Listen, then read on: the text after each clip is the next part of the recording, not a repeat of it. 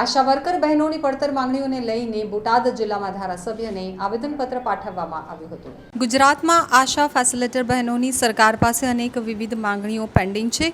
થોડા દિવસ પહેલા ગુજરાતભરના તમામ જિલ્લાઓમાં આશા ફેસિલિટેટર બહેનો એકત્ર થઈ કલેક્ટરને આવેદનપત્ર પણ પાઠવ્યું હતું, પરંતુ સરકાર દ્વારા આ અંગે કોઈ નિર્ણય નહીં લેવાતા આજ રોજ બોટાદ જિલ્લાના 250 જેટલા આશા વર્કર બહેનોના પ્રતિનિધિઓ એકત્ર થઈ બોટાદ વિધાનસભા બેઠક નંબર 107ના ધારાસભ્ય ઉમેશભાઈ મકવાણાને આવેદનપત્ર પાઠવ્યું હતું।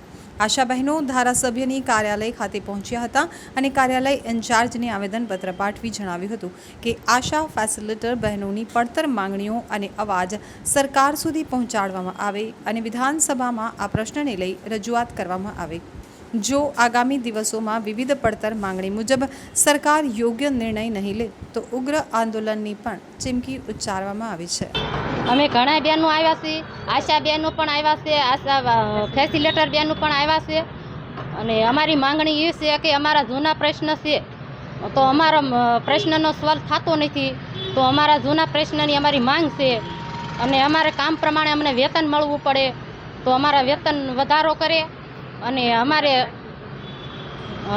અમારા ઘણા પ્રશ્નો છે। શરૂઆત કહેવાય છે કે કર્મચારી પાયાના કર્મચારી, તો અમે કઈ રીતે પાયાના કર્મચારી સીવી, તો કર્મચારી સીવી તો અમારું વેતન તો પૂરતું મળતું નથી અમને, તો અમારે કર્મચારી સમાન કામ સમાન વેતન અને અમે પાયાના કર્મચારી કહેવામાં આવે છે, પણ અમે આયુષ્માન કાર્ડ, આભા કાર્ડ અને ઓનલાઈન કામગીરી પછી એસબી તમામ કામગીરી અમારે કરવાની આવે છે।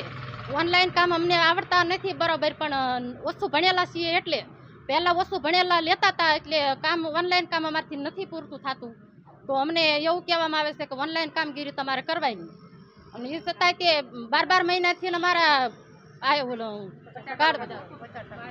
50% વધારો બાકી છે, 50% વધારો બાકી છે અમારો। ઉલ્લેખનીય છે કે આશા વર્કર બહેનો માટે 1 વર્ષ પહેલા પગાર વધારો જાહેર કરવામાં આવ્યો હતો, તે મળ્યો નથી। કાયમી કરવાની પણ માંગણી છે। અલ્પ શિક્ષિત બહેનો ડિજિટલ કામગીરી કરવામાં મુશ્કેલી પડે છે, ત્યારે તેઓને ઓનલાઈન કામથી અળગા રાખવામાં આવે તેમજ સરકારી અન્ય કામગીરીમાં ફરજિયાત જોડાવાથી મુક્ત આપવામાં આવે જેવી અનેક વિવિધ માંગણીઓ સરકાર પાસે પડતર છે, જેનો કોઈ નિર્ણય લેવાયો નથી। આવેદન આપવામાં આવ્યા છે। અમે આની પહેલાં અમે કલેક્ટર સાહેબને પણ આવેદન આપ્યું હતું 15 દિવસ પહેલાં, અને બોટાદ જિલ્લાના પ્રતિનિધિ તરીકે અમે ધારાસભ્યને પણ આવેદનપત્ર આપવામાં આવ્યા છીએ। અમારી જૂની પડતર માંગણી છે જે સંતોષાતી નથી, બરાબર। અમને ફિક્સ પગાર કરવામાં આવે અને અમારો જે 50%નો વધારો બાકી છે તે 12 મહિનાથી ચૂકવવામાં આવ્યો નથી, અને અમે જે પાયાના કર્મચારી છે અને જે અમને માનદ વેતન મળવાનું થાય એ પણ પૂરતું મળતું નથી। અમારી માંગણી એટલી જ છે કે અમને ફિક્સ પગાર કરે, અમારો કામનો ટાઈમ નક્કી કરે અને અમને જે કંઈ માનવ વેતન તરીકે જે કંઈ મળતું હોય એ અમને પૂરું પાડે।